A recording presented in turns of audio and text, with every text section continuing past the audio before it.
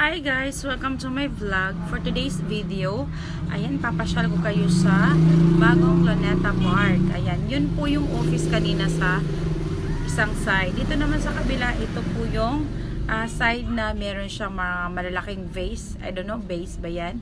Right and left is magaganda ang view. So, ito po yung sa front, yung kiosk. Ayan. Ito yung sa other side. Ayan.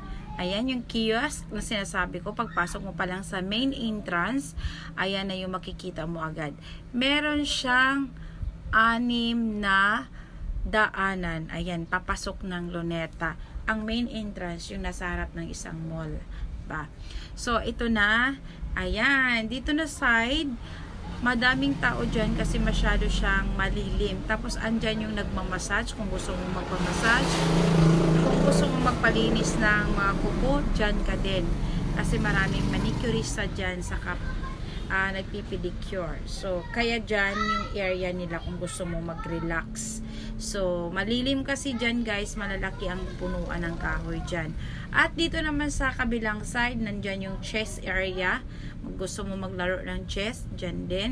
At meron ding space dyan na pwedeng mag-practice ng sayaw yung mga estudyante or kahit ano, magdula-dulaan. Yan, yan. Yung area na yan dyan. So, may nagpa-practice nga dyan nung dumaan ako.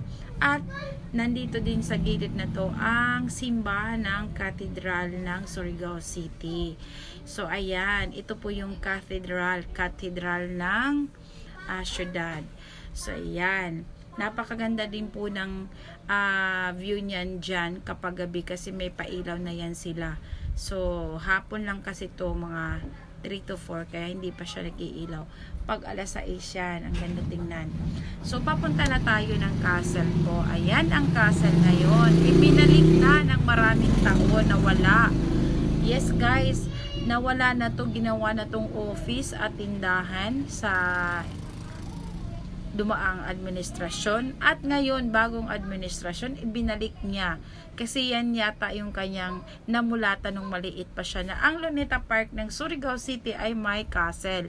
Ayan, during sa kanyang administrasyon ngayon meron na siyang castle. Ibinalik niya na ang kastilyong bato ng Luneta Park ng Surigao City. O diba ang ganda ng view dyan? Sinadya ko kasi nandyan yung mga ferns na ang gaganda, ang lalaki, ang tataba. Plantita kasi ako, kaya a-appreciatein ko talaga kapag may mga gagandang halaman na makikita ng aking mata. Plantita feels nga, sabi nila. Itong area din to, may capture na kami dyan ng Cisco noong January, nung nagala-gala kami. Ang ganda dyan area na yan, nabawasan na nga ng mga halaman. Dati ang kapal dyan. Tapos itong mga bilog-bilog na pailaw na parang Chinese lights. Ayan, maganda din yan paggabi. Maganda rin ang kanyang view guys. O, madaming magagandang view or area na pwedeng kang mag-selfie, mag-video, or mag-vlog. Ito din yung area na ng Castillo. Kung saan nandyan yung mga koi fish sa matatanaw mo. Kung gusto mo mag-masid-masid, magtambay, mag-isip-isip dyan. Ito na yun guys. Ibinalik na ang koi fish. Ayan. Mini pond. Ayan. Nandyan po ang mga koi fish. So, baka sabihin nyo, ano yung parang lumilitaw? Yan po yung Zola ba yan? Zola. So, dyan nagtatago, nagpapalilim ang mga halaman at kinakain din nila yan guys. Meron naglilinis, may maintenance po dyan na naglilinis. So, hindi yan dumi. Kumbaga, party yan ng pagkain ng mga koi fish. So, dati kasi dito, kahit ako naguguluhan ako dati itong area na to eh. Ngayon lang siya na, malaking area pala talaga ang covered nito. So, maganda na talaga siyang tambayan. Palipas ka ng oras, magmuni-muni. Pag stress ka, pumunta ka dito. At least makakalimutan mo saglit yung mga problema mo.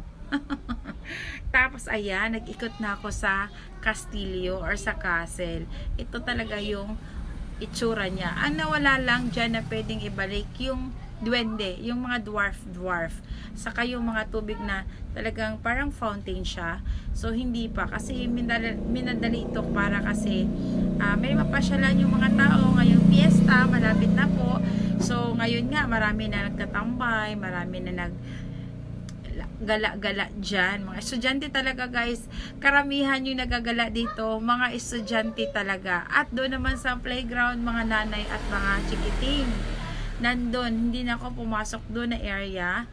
Sa yung may punuan, hindi na ako pumasok doon. Nandun po yung entrance ng playground sa mga bata. Dito, yung part na nakaharap sa Magallanes, sa likod, yung dating dyan nagtitinda yung mga prutas. So, ito na yung itsura niya ngayon na bago na talaga. Ito yung sapatosa na hindi talaga yan mawala-wala. Maraming panahon nang nagdaan. So, ewan, ilang dekada na ba yan? Baka 5 dekada na, 6 na dekada na yan. Andyan pa rin yung sapatos. Pinatingkad na lang, pinaganda yung kulay para naman attractive din. Kasi nandyan na siya sa may castle part. So, ayan, sa taas po yan ng castle. Sumilip ako, hindi na ako umakyat. Nakimarites ako kung ano meron sa taas. Meron pala doon sa taas, pwede kang umakyat at siguro pwede kang mag-overlooking or mag-selfie doon. Bahala ka na nung gagawin mo doon. At yun lang, yung nasilip ko, hindi na ako umakyat. At dito nga, pagbalik ko palabas, paikot, ayan, may nakita akong mama. Nag picture sa kanyang baby. So, 'di ba? Marami na mga bata. Dati walang bata na ganyang kalalaki na nagsi-selfie diyan.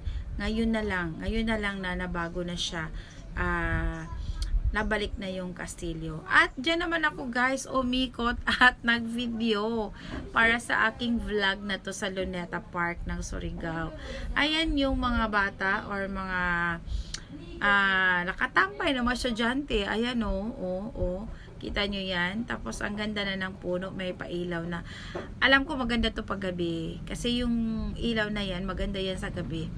Ayan. So, may puno.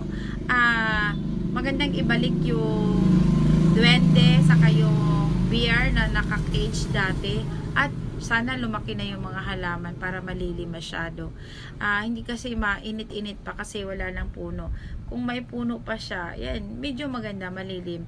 Mako-convert yung init dahil maanuhan ng mga puno or mga dahon ng halaman. So, diba? Thank you for watching and don't forget to share my video. Bye everyone!